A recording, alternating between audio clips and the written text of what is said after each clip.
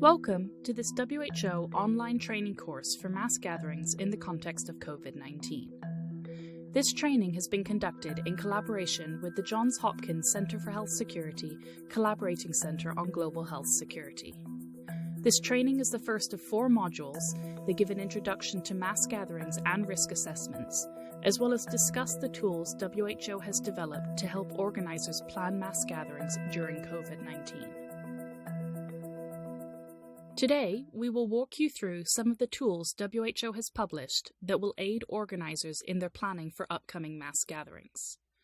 The tools we plan to cover today are some risk assessments that have been developed for generic mass gatherings, as well as sports-specific and religious-specific mass gatherings. These will be discussed in detail in the following modules. These risk assessments provide a user-friendly way for organizers to understand their level of risk an upcoming mass gathering may hold in further spreading COVID-19, both within a country and globally. All of the tools mentioned today can be found on the WHO website and at the link provided on this slide. At the end of this module, you will be able to understand and explain what mass gatherings are, as well as describe risk assessments and their role in public health planning. The WHO defines mass gatherings as events attended by a sufficient number of people for a defined period of time, which have the potential to strain the planning and response resources of the host nation or defined community. There are a variety of different types of mass gatherings, which are either spontaneous or planned. They can also be recurring or one-off events. As mass gatherings can vary depending on the type of event and the host country context, the health planning for an event may also vary considerably.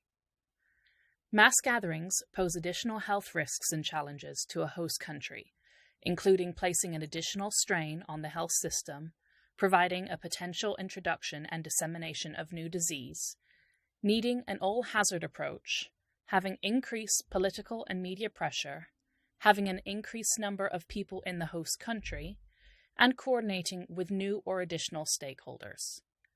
In the context of COVID-19, guidances and other tools have been developed to support organizers and stakeholders in their planning of a mass gathering. These tools are published on the WHO website and provided on the next slide of useful links. For further information on mass gatherings, the need for public health preparedness for these events, and the key steps and considerations that a host country will need to take when planning to have a mass gathering, a training course has been developed by WHO in collaboration with Public Health England, the WHO Collaborating Center for Mass Gatherings and Global Health Security. It is provided on the WHO website and at the link you see on this slide. In addition, the resource Public Health for Mass Gatherings Key Considerations, which link is also provided on this slide, outlines the key principles of public health planning for mass gatherings. Under the technical guidances and tools mentioned in earlier slides, a COVID-19 specific mass gathering definition was developed to account for the extraordinary conditions the world currently faces.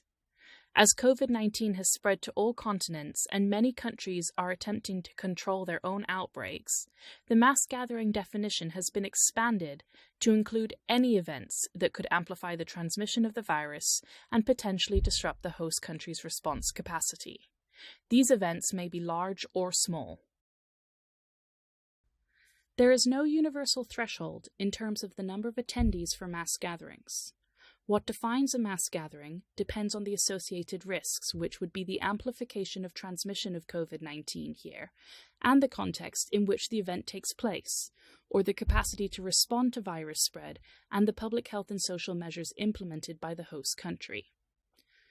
During the current COVID-19 pandemic, the main risk associated with a mass gathering is amplification of virus transmission. As the virus can be transmitted from person to person, even smaller events than those that are usually considered mass gatherings can be associated with such a risk and now fall under this definition. An important factor here in determining the risk of amplifying COVID-19 spread is understanding the transmission scenarios of the areas where the event takes place and where participants come from. We have divided these up into 4 categories: no reported cases, sporadic cases, clusters of cases, and community transmission. The risk assessments used to identify this risk of further spread must consider these scenarios as well as the public health and social measures the host country has implemented. In a situation of no reported cases, event organizers may be more inclined to proceed with their mass gathering event without as many modifications or mitigation measures in place. Whereas, in a country with community transmission, stringent public health and social measures may be in place that prohibit or strongly restrict the mass gathering from occurring. Before we learn more about the risk a mass gathering may pose, we must first discuss risk assessments in general.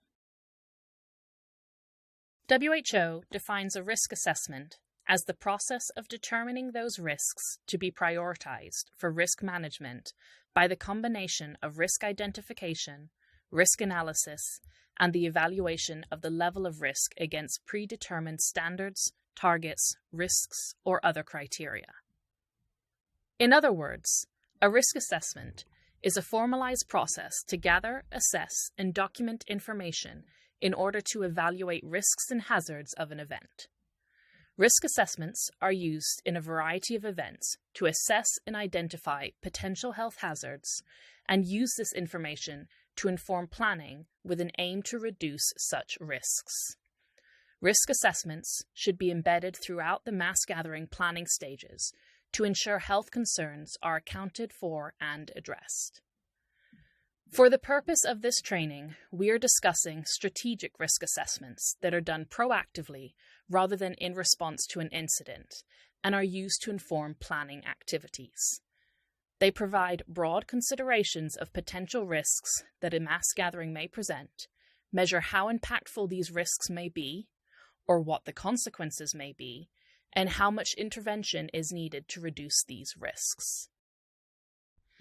For more information on risk assessments in general, WHO has developed technical guidances. Some of these key documents can be found at the links you see on this slide. For more information on how risk assessments should be thought of and utilized in the context of mass gatherings, please refer to the Mass Gathering Training course developed by WHO in collaboration with Public Health England, the WHO Collaborating Centre for Mass Gatherings and Global Health Security, which is also provided on the WHO website and at the lower link you see on this slide. WHO would like to stress that a risk assessment should be conducted for all mass gatherings, regardless of their size or type. This risk assessment should be based on the country's strategy for controlling COVID-19 and should be updated periodically in light of new information as it becomes available. It is WHO's view that all countries with community transmission of COVID-19 should seriously consider postponing or reducing mass gatherings that bring people together and have the potential to amplify disease spread. Countries should also support the recommended best practices of physical distancing. Any decision will be supported through the use of WHO tools, including the risk assessments for mass gatherings during COVID-19. If movement of restrictions and further national measures have been established in the country, the WHO risk assessment does not apply. However, when the process of reopening or conducting mass gatherings is being considered post-movement restrictions, it will be key to ensure any decisions are made based on a risk assessment, such as the WHO risk assessment for mass gatherings during COVID-19. It should also be kept in mind that the risk assessment we are discussing today are in the COVID-19 context, so we'll prioritize the risk of SARS-CoV-2 transmission rather than the strain on health services a mass gathering may pose. Therefore, the assumption is that the WHO risk assessment for mass gathering during COVID-19 are done in conjunction with existing risk assessments that assess the strain the mass gathering may hold on the health services in order to receive a clear picture of the situation and a comprehensive idea of the risks the mass gathering poses. This guidance may change as the situation and the knowledge about COVID-19 evolves. Finally, it should be stressed that while WHO may provide advice and technical guidance to host countries on public health risks, the WHO has no decision power to uphold, postpone, or cancel mass gatherings hosted by member states. Now that we've had a brief overview of mass gatherings and risk assessments, we are ready to move to the next module, In Module 2, you will be learning and using the generic mass gathering risk assessment tool.